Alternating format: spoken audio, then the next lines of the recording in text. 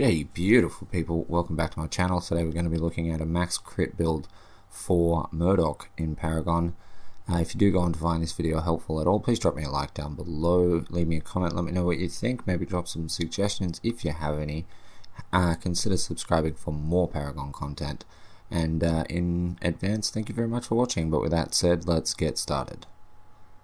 Okay, so first up we're just going to look at his abilities. Of course, first we have Plasma Bolt, which deals 58 damage and it has a 1.35 second cooldown.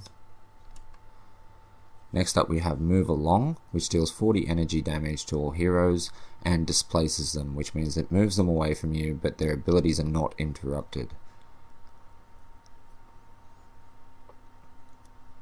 Next up we have Buckshot with 5 Blast and a Cone that deals 60 ability damage and shreds basic armor by -6 for 4 seconds.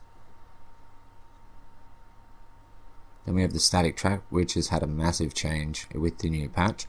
So he throws down a trap now, it takes 3.25 seconds to activate, it does 40 damage at the start, and people will be rooted for at stage 1, 1.1 seconds, stage 2, 1.4 seconds, stage 3, 1.7 seconds, and finally 2 seconds.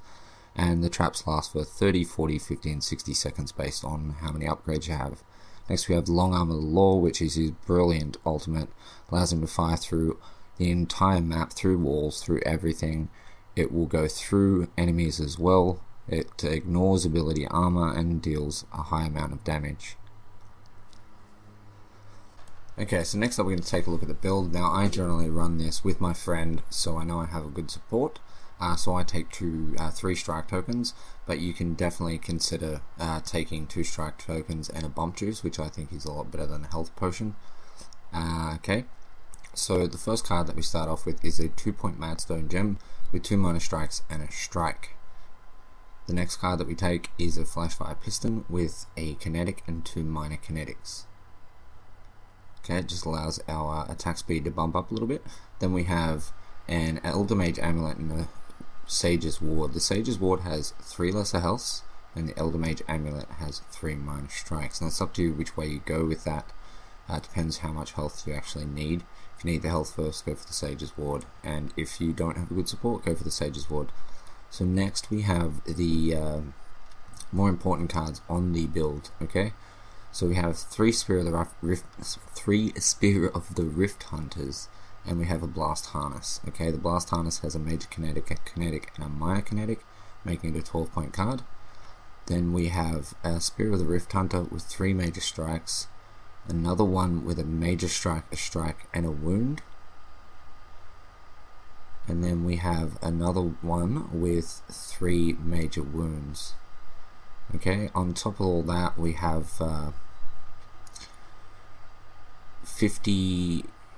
we have 80% crit chance with this, but with the brand of the Ironeater it takes us to 54, so I'll just adjust that now, and so we'll go back over it again. So we have the this one here with a major strike, a strike, and a kinetic.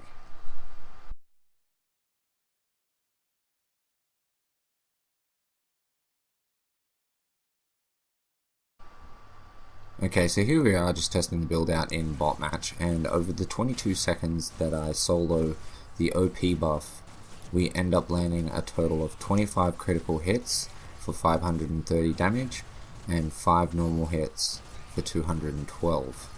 Okay, which leads us to a total DPS of 554.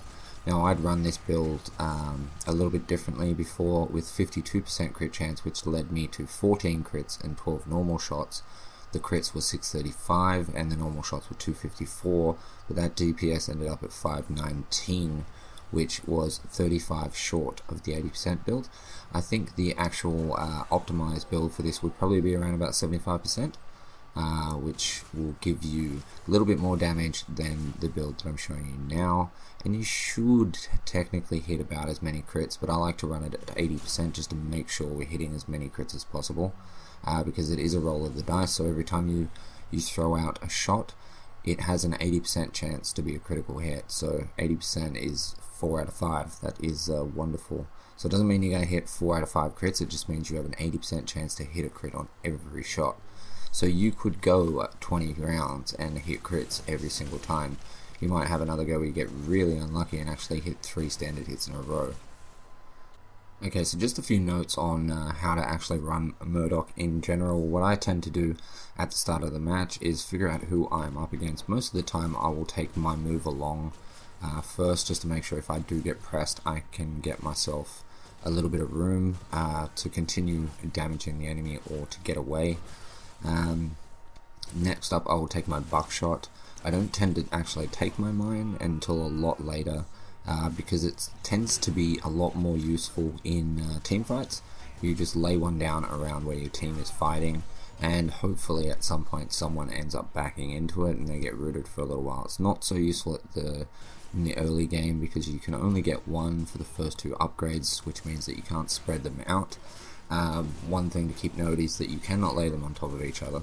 So if 2 of them are touching, the first one will disappear.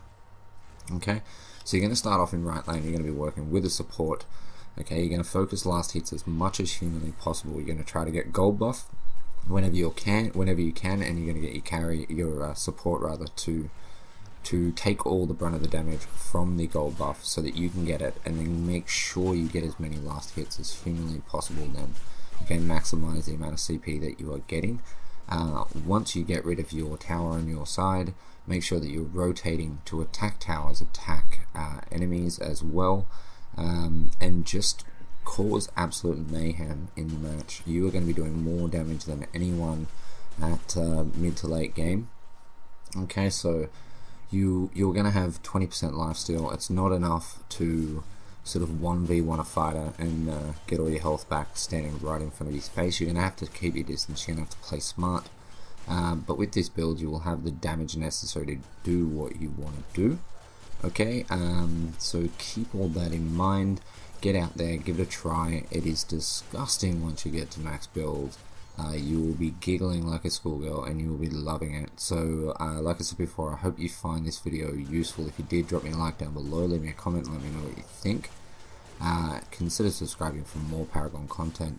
Thank you so much for watching. I love your face, and I'll catch you in the next one. Peace.